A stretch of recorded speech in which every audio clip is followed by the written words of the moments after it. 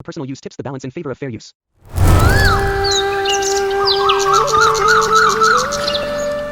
ठहरो राजा, यदि तुमने अपने पुत्री का वध स्वयं नहीं किया तो हम उसे मार डालेंगे। इतना कहकर सभी राजकुमारी के पीछे तलवार लेकर दौड़ पड़ते हैं और राजा बेबस और लाचार होकर अपनी आंखें मूंद लेते। तुम्हारी पुत्री को यदि कोई नहीं मार सकता तो तुम्हें उसे स्वयं मारना होगा। सोच लो, अब तुम्हें अपना राज्य चाहिए या पुत्री? काशी के राजा देवराज और उनकी पत्नी गायत्री दोनों ही प्रजा को अपना पुत्र और पुत्री की तरह मानते थे। विवाह के कई वर्षों के बाद भी उन्हें अभी तक संतान सुख की प्राप्ति नहीं हुई थी। मेरे बाद इस राज्य का देखभाल कौन करेगा? अरे पुत्र तो छोड़ो, हमारे पास कोई पुत्री भी नहीं है जो हमें माता पिता कहकर पुकारे। अवश्य ही हमने पिछले जन्म में कोई कुकर्म किए होंगे, जिसके कारण हमें यह जन्म में यह दिन देखना पड़ रहे हैं। तभी दासी सुकन्या वहां पर आती है और कहती है, महाराज, राज्य में एक बहुत बड़ा ज्योतिषी पधारे हैं और आपसे मिलने की इच्छा रखते हैं। राजा और रानी गायत्री तुरंत दौड़कर उस ज्योतिष के पास जाते हैं। पधारिए देवता, हमारे राज्य में आपका स्वागत है। हम बड़े भाग्यशाली हैं कि आपका आगमन हुआ। मैं अपने हाथों से आपके लिए भोजन बनाऊंगी ताकि आपके सत्कार में कोई कमी ना रह जाए। क्या बात है महाराज, आपके मुख पर यह चिंता की लकीरें क्यों दिख रही है? हे प्रभु, मेरे पास दुनिया जहां की सुख है, लेकिन मैं एक सुख से वंचित रह गया हूं और वह सुख सबसे बड़ा होता है। और वह सुख क्या है महाराज? संतान सुख। मनुष्य के जीवन में संतान सुख सबसे बड़ा होता है। और इतने बड़े राज्य के राजा होकर भी मैं अभी तक उस सुख से वंचित हूं। आप मेरा हाथ देखकर बताइए, क्या सचमुच मेरे हस्तरेखाओं में संतान सुख नहीं है? हाँ हाँ, क्यों नहीं महाराज, लाइए दिखाइए।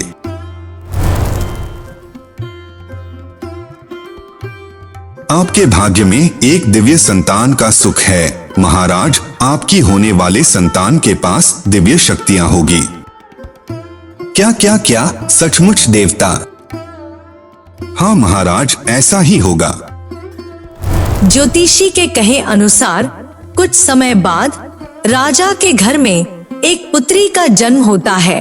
राजा राजकुमारी का नाम चंद्रमुखी रखते हैं। राजा और रानी गायत्री दोनों चंद्रमुखी को बहुत प्यार करते हैं। एक दिन राजकुमारी चंद्रमुखी दासी सुकन्या के पुत्री के साथ खेल रही होती है। अरे रुको, वहां मत जाओ, तुम गिर जाओगे, तुम्हारे हाथ पैर टूट जाएंगे। अरे तुम्हारे कहने से कुछ नहीं होता। थोड़ी ही समय में दासी की पुत्री गिर जाती है और उसके हाथ पैर टूट जाते हैं। दासी के पुत्री रोने और चिल्लाने लगती है। यह सब कुछ राजकुमारी कारण हुआ है। राजकुमारी चुड़ैल है, यह जो भी कहती है सब सच हो जाता है। तभी दासी वहां जाती है और अपनी पुत्री को गोद में उठाकर लेकर वहां से चली जाती है। राजा और रानी यह सब कुछ दूर से देख रहे होते हैं। आपने देखा, यह दासी के पुत्री ने हमारे राजकुमारी को चुड़ैल कहा। अरे वह बच्चे हैं, उनमें ऐसा हो जाता है। राजा को ज्योतिषी की कही हुई बात याद आ जाती है कि उनके संतान एक दिव्य शक्ति के साथ पैदा होगी, लेकिन राजा अभी तक यह नहीं समझ पा रहे थे कि राजकुमारी के दिव्य शक्ति क्या है। राजा सोच में डूबे हुए थे। तभी राजकुमारी चंद्रमुखी वहां आती है। पिताजी, आप मेरे साथ खेलने चलिए। अरे नहीं राजकुमारी, अभी मैं व्यस्त हूँ, मेरे पास अभी समय नहीं है। यदि आप मेरे साथ खेलने नहीं चलेंगे तो आप जिस स्थान पर खड़े हैं वहां का छत टूटकर अभी गिर जाए। इतना कहकर राजकुमारी वहां से चली जाती है। अरे यह कैसी बात तुम कर रही हो राजकुमारी, मैंने इसे बहुत मजबूती से बनवाया है, भला यह कैसे संभव हो सकता है। राजा जैसे ही अपना कदम पीछे लेते हैं छत टूटकर गिर जाता है। राजा को अब पता चल चुका था कि राजकुमारी चंद्रमुखी की दिव्य शक्ति क्या है। रानी गायत्री, रानी गायत्री।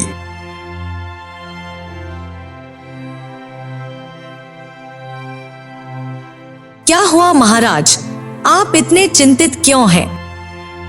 अरे बरसों पहले ज्योतिष ने जो बात कही थी अब वह सच हो गई है। हमारी पुत्री सचमुच अनोखी राजकुमारी है। क्या बात कर रहे हैं? हमारी पुत्री तो बिल्कुल सामान्य है और किसी ज्योतिषी की बात पर विश्वास है आपको। एक ज्योतिषी हमारे राज्य में आए थे और उन्होंने भविष्य देखकर बताया था हमारे जीवन में संतान सुख और हमारी संतान दिव्य शक्ति के साथ पैदा होगी। और हमारी अनोखी राजकुमारी की दिव्य शक्ति यह है कि राजकुमारी यदि गुस्से में कुछ बोलती है तो वह सत्य हो जाता है। देखा रानी आपने। कैसी बातें कर रहे हैं आप, मुझे विश्वास नहीं है। अरे चलो चलो स्वयं अपनी आंखों से देख लो, तब तुम्हें विश्वास हो जाएगा। हमें भी पहले नहीं हुआ था। आओ आओ। राजा और रानी दोनों राजकुमारी चंद्रमुखी के पास जाते हैं। मेरे पुत्री को सब पता है। बताओ बेटी, अभी थोड़ी देर बाद इस कमरे में क्या होगा?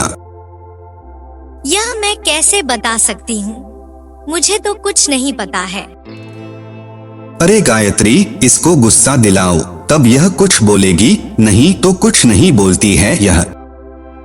पिताजी को तंग करते हैं। चलो हम यह महल छोड़कर आपके नाना के घर चलते हैं। नहीं, मुझे वहाँ नहीं जाना, मुझे वह जगह पसंद नहीं है। तुम्हारे नाना जी तुम्हें बहुत प्यार करते हैं, चलो हम वहाँ चलते हैं। मुझे गुस्सा मत दिलाओ माँ। लेकिन राजकुमारी, इसके पहले रानी गायत्री कुछ बोलती, राजकुमारी चंद्रमुखी ने रानी गायत्री का बात काटते हुए बोली, 2 दासियां खबर लेकर आएंगी कि हमारे नाना जी स्वर्ग को प्राप्त हो गए। क्या बकवास करती हो? मेरे पिताजी ठीक हैं और स्वस्थ हैं। यह सब तुम मन ग्रंथ कहानी बना रही हो। मेरे पिता के बारे में तुम ऐसा कैसे कह सकती हो? राजा और रानी गायत्री अभी राजकुमारी के कमरे में बैठे हुए होते हैं, तभी 2 दासियां एक साथ आती है।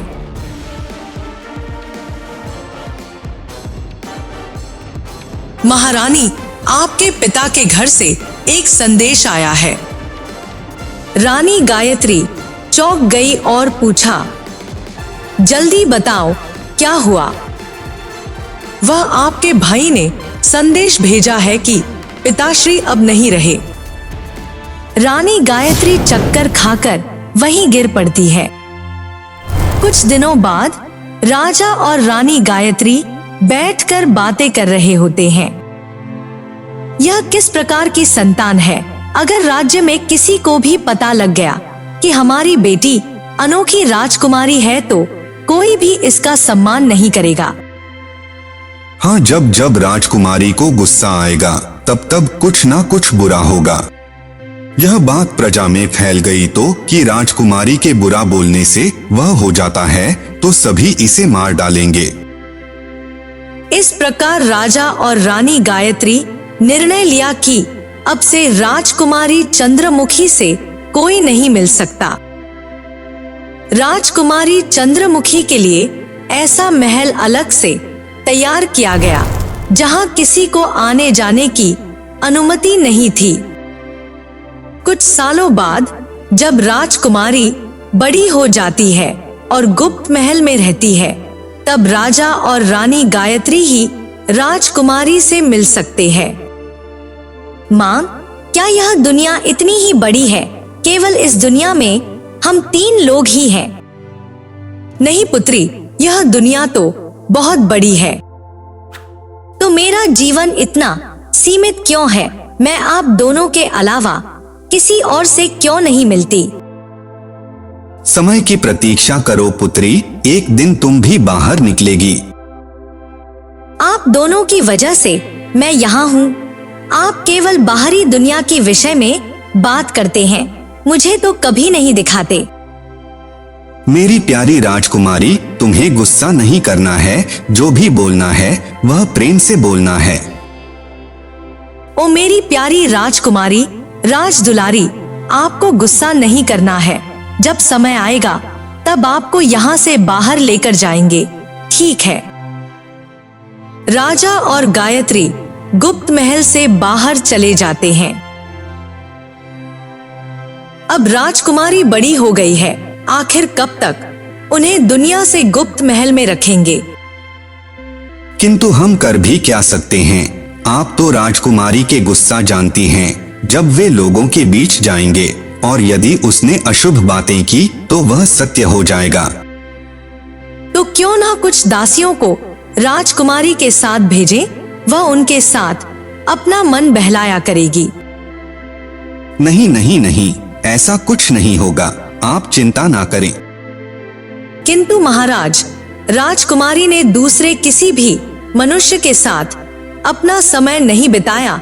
हमें राजकुमारी को धीरे धीरे दूसरे लोगों से मिलवाना चाहिए। ठीक है, यदि आप कहती हैं तो कुछ चुनी हुई दासियों को राजकुमारी के साथ भेज देते हैं। ठीक है। रानी गायत्री अच्छी तरह से समझाती है कि ऐसा कोई कार्य नहीं करना है जिससे राजकुमारी को गुस्सा आए। रानी गायत्री दासियों को अच्छी तरह से समझा बुझाकर राजकुमारी के साथ समय बिताने के लिए गुप्त महल में भेज देती है। दासियां राजकुमारी के पास पहुंचती है। तभी रानी गायत्री वहां आती है और दासियों से राजकुमारी का परिचय करवाती है। अरे वाह, तुम लोग तो मेरी तरह हो। मुझे ऐसा लगता है कि मैं तुम्हें कहीं देखा है। हम बचपन में साथ खेला करते थे राजकुमारी। किंतु देखो, राजा और रानी गायत्री ने इस विशाल गुप्त महल में मुझे कैद कर दिया। आप यहाँ बड़े सुख से हैं राजकुमारी, आपको कोई समस्या नहीं है। क्या तुम्हें पता है मेरे साथ ऐसा क्यों है? ताकि कोई हमारी सुंदर राजकुमारी को देखकर उस पर मोहित ना हो सके। राजकुमारी दासियों के साथ खुश और अच्छा महसूस करती है। अब मैं इस गुप्त महल में नहीं रह सकती, मुझे यहाँ से बाहर जाना है। किंतु आपको आज्ञा नहीं है राजकुमारी। मैं राजकुमारी हूँ, मुझे किसी से आज्ञा लेने की जरूरत नहीं है। किंतु अगर आप यहाँ से गई तो राजा और रानी गायत्री हम सबको मार डालेंगे। मूर्ख दासी सुकन्या, राजकुमारी को रोकने से पहले तुम्हारे जुबान कट जाए। राजकुमारी के इतना कहते ही उस दासी सुकन्या की जीभ कटकर नीचे गिर गई। सभी दासियां इधर उधर भागने लगी। अरे राजकुमारी चुड़ैल है, राजकुमारी चुड़ैल है। दासी सुकन्या की जीभ कट गई, दासी सुकन्या की जीभ कट गई।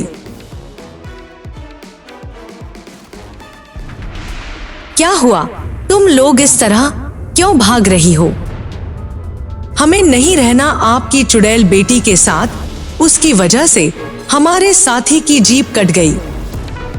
क्या बकवास करती हो तुम सब? मेरी राजकुमारी चुड़ैल नहीं है। अब हम यह बात पूरी प्रजा में जाकर बताएंगे, हमारे साथी की जीभ कट गई। सैनिकों, इनको ले जाओ, ले जाकर कारागार में डाल दो, ले जाओ यहाँ से। राजा ने सैनिकों को बुलवाकर तुरंत दासियों को कारागार में डलवा दिया ताकि यह बात प्रजा में ना फैले। अब क्या होगा महाराज? अब हम अपनी पुत्री की रक्षा किस प्रकार करेंगे? मैंने कहा था आपसे रानी गायत्री की राजकुमारी को किसी और से ना मिलवाइए, लेकिन आपने मेरी एक बात नहीं मानी। किंतु अब हम क्या करेंगे? उधर राजकुमारी दासी सुकन्या की जीभ कटने के बाद बेहद दुखी हुई। राजकुमारी को समझ में आ चुका था कि क्यों राजा और रानी गायत्री राजकुमारी को बाहर नहीं जाने देते हैं। हमें किसी भी हाल में अपनी पुत्री की रक्षा करनी होगी। धीरे धीरे दासियों के माध्यम से प्रजा में यह बात फैलने लगी कि राजकुमारी चुड़ैल है, इसलिए राजा और रानी गायत्री उसे छुपा कर रखा है।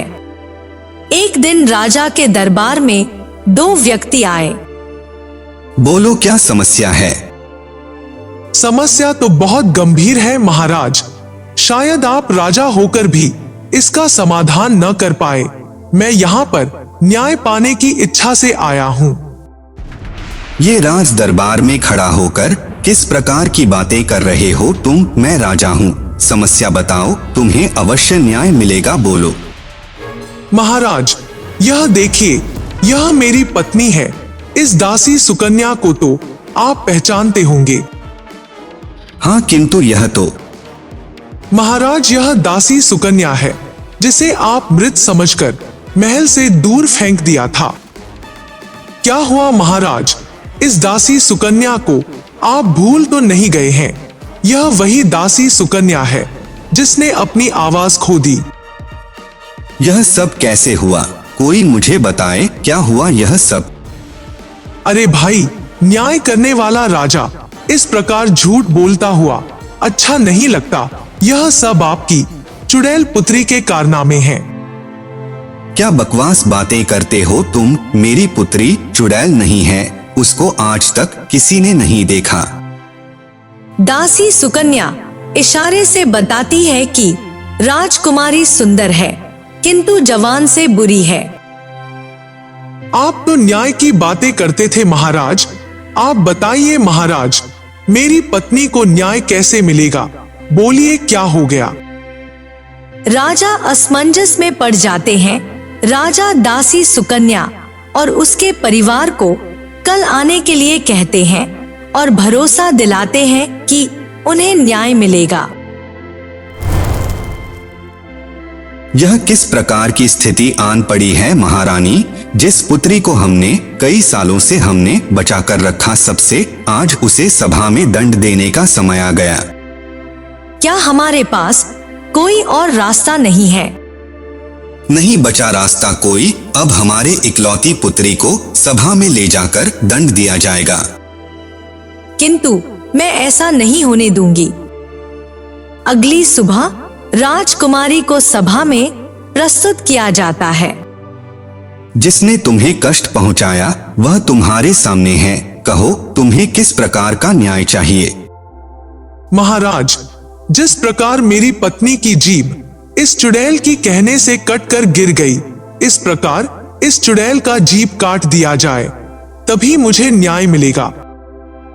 और इस प्रकार राजकुमारी को दंड स्वरूप में उसकी जीभ काट दी जाती है ताकि कभी वह बोल ना पाए। जल्दी करो पुत्री, इससे पहले कि तुम्हें कोई वहां देख ले, तुम्हें इस महल से दूर जाना होगा। किंतु आप मुझे इस प्रकार दासी सुकन्या की भेष में कहाँ भेज रही हैं? मैं तुम्हारी माँ हूँ, मुझ पर विश्वास करो। रानी गायत्री दासी सुकन्या के कपड़े पहनाकर राजकुमारी को महल से बाहर भेज देती है और स्वयं सोचने लगती है कि कैसे उन्होंने अनोखी राजकुमारी को बचाने की योजना बनाए। दरअसल रानी गायत्री ने एक दासी सुकन्या को खूब लालच दिया और उसे राजकुमारी का वस्त्र पहनाकर महल में सबके सामने प्रस्तुत किया। क्योंकि राजकुमारी को किसी ने नहीं देखा था, और स्वयं राजा भी उस नकली राजकुमारी को पहचान नहीं पाए और दंड उस नकली राजकुमारी को मिला, जबकि असली राजकुमारी महल से बाहर जा चुकी थी। उधर राजकुमारी, कितनी सुंदर दुनिया है यह, जिससे मैं अब तक वंचित थी। मेरे माता पिता ने मुझे छुपा कर रखा, किंतु अब मैं आजाद हूँ। दासी सुकन्या बनकर भी जीवन में कितनी प्रसन्नता है। राजकुमारी दासी सुकन्या बनकर हर जगह घूमती रही और सभी जगह जा जा कर देखती है।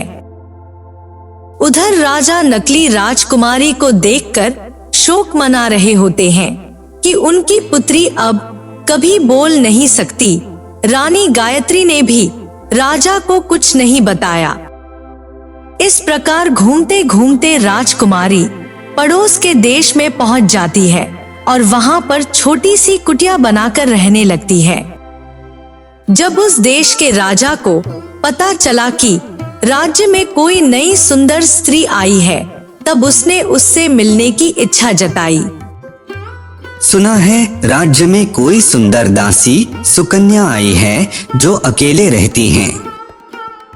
हाँ महाराज, देखने में कोई परी से कम नहीं है। ठीक है, तो दर्शन कराओ उस दासी को, हम देखना चाहते हैं, उसे ले आओ। क्यों महाराज, आप इस प्रकार एक राजा होकर एक दासी सुकन्या पर नजर मारना, माफ करिए, अच्छी बात तो नहीं है। तो तुम मुझे नैतिकता सिखाओगे?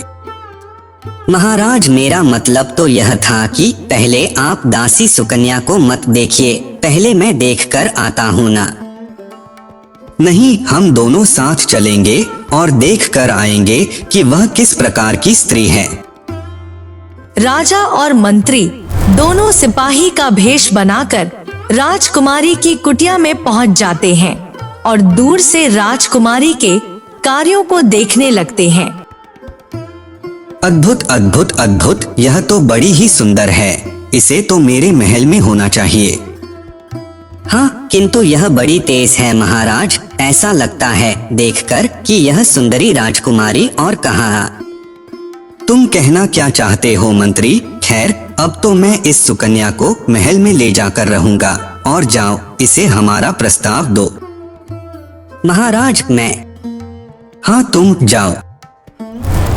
हे सुंदरी, तुम इस लोक की नहीं लगती, तुम तो बड़ी ही सुंदर हो। हमारे राजा तुम्हें अपने महल में ले जाना चाहते हैं और तुम्हें रानी बनाकर रखेंगे। यह किस प्रकार का राजा है जो इतना नीच है? मैं किसी के साथ नहीं जाऊंगी। यदि तुम हमारी बात नहीं मानी तो अवश्य तुम्हें दंड भोगना होगा। दंड तो मैं तुम्हें देती हूँ, तुम्हारा शरीर अभी जल जाए। राजकुमारी के इतना कहते ही मंत्री का शरीर अभी जलने लगा और वही जलकर राख हो गया। यह क्या हो रहा है? यह तो कोई जादूगरनी लगती है। इसने एक शब्द से मेरे मंत्री को जला दिया। इसका जीवित रहना सही नहीं है। यह कोई साधारण दासी सुकन्या नहीं है। राजा वहां से चला जाता है और अगले दिन ढेर सारी सैनिकों के साथ तलवार लिए हुए राजकुमारी के कुटिया को घेर लेता है। बाहर आओ दुष्ट कन्या। इतना सुनते ही राजकुमारी बाहर आती है। सबसे पहले दुष्ट कन्या का मुंह बांधो ताकि यह कुछ बोल ना सके। जाओ। सैनिक राजकुमारी की ओर आगे बढ़ते हैं और तुरंत उसका मुंह बांध देते हैं। राजकुमारी महल में बंदी हो जाती है। पता लगाओ कहां से है ये और कैसे इसके पास इतना शक्ति है। सैनिक पता लगाने के लिए चले जाते हैं। कुछ दिनों बाद एक सैनिक आता है और राजा को बताता है कि यह तो हमारे पड़ोसी देश के राजा देवराज की पुत्री है और यह अनोखी राजकुमारी विशेष शक्तियों के साथ पैदा हुई है। अरे तो फिर पड़ोसी देश को भी अपना समझो और क्या। राजा देवराज को एक पत्र लिखता है। महाराज देवराज, आपके प्रिय पुत्री हमारे राज्य में मेहमान है, आकर उसे ले जाएं। राजा देवराज पत्र पाते ही घबरा जाते हैं और महल जाकर देखते हैं, लेकिन वहाँ पर राजकुमारी सो रही होती है। तभी रानी गायत्री वहाँ आती है। महाराज, यह हमारी पुत्री नहीं है। दरअसल हमारी पुत्री पड़ोस के देश में दासी सुकन्या बनकर रह रही थी। उसे दंड से बचाने के लिए मुझे यह करना पड़ा। एक दंड से बचाने के लिए आपने उसे दूसरा दंड दे दिया। अब किसी राज्य की बंदी है, हो सकता है कि उसकी जान के बदले में हमें अपना पूरा राज्य देना पड़े। यह क्या किया आपने महारानी? इतना कहकर राजा एक सैनिक का टुकड़ी सजाते हैं और उसे लेकर पड़ोस के देश में राजा के पास पहुंच जाते हैं। आप हमारे पुत्री को छोड़ दीजिए और बताइए कि आपको बदले में क्या चाहिए। यदि आपको अपनी पुत्री चाहिए तो बदले में सारा राज्य देना होगा महाराज। क्या? किंतु यह संभव नहीं है, असंभव है। उधर बंदी राजकुमारी कैद से निकलकर भागने लगती है। तभी महल में शोर हो जाता है कि राजकुमारी भाग निकली है। जो मुझे रोकने की कोशिश करेगा वह जल जाएगा। इस प्रकार राजकुमारी आगे बढ़ रही होती है और डर के मारे कोई भी रोकने की कोशिश नहीं करता है। यह लो, अब तो मेरी पुत्री स्वयं को बचा ली, आपकी कैद में नहीं है वह। अरे तुम सब देख क्या रहे हो? सबसे पहले उस राजकुमारी को पकड़कर उसका मुंह बांध दो, देखना भागने पाए। जाओ। राजा देवराज वहां से निकलने का कोशिश करते हैं। ठहरो राजा, यदि तुमने अपने पुत्री का वध स्वयं नहीं किया तो हम उसे मार डालेंगे। इतना कहकर सभी राजकुमारी के पीछे तलवार लेकर दौड़ पड़ते हैं और राजा बेबस और लाचार होकर अपनी आंखें मूंद लेते। तुम्हारी पुत्री को यदि कोई नहीं मार सकता तो तुम्हें उसे स्वयं मारना होगा। सोच लो, अब तुम्हें अपना राज्य चाहिए या पुत्री? मैं एक राजा हूँ और मुझे अपना राज्य सुरक्षित चाहिए। मैं इस राजकुमारी का अंत स्वयं करूँगा। राजकुमारी जंगल की ओर भागती है और पीछे पीछे राजा और उनके सेनापति भाग रहे होते हैं। तभी सामने से राजा देवराज तलवार लेकर आते हैं। राजकुमारी जैसे आगे बढ़ती हैं, राजा देवराज तलवार से वार कर देते हैं। पिताश्री, यह आप क्या कर रहे हैं? मैं वही कर रहा हूँ जिसमें मेरी राज्य की सुरक्षा है। राजा देवराज तलवार से राजकुमारी के जीभ को काट देते हैं ताकि वह दोबारा कभी बोल ना पाए। राजा राजकुमारी को अपने महल लेकर जाते हैं। उधर पड़ोसी देश के राजा विक्रम को लगता है कि राजकुमारी अब खत्म हो चुकी है। यह आपने क्या किया?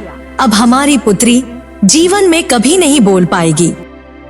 राजकुमारी की जीवन यानी कि जीभ ही उसकी काल थी।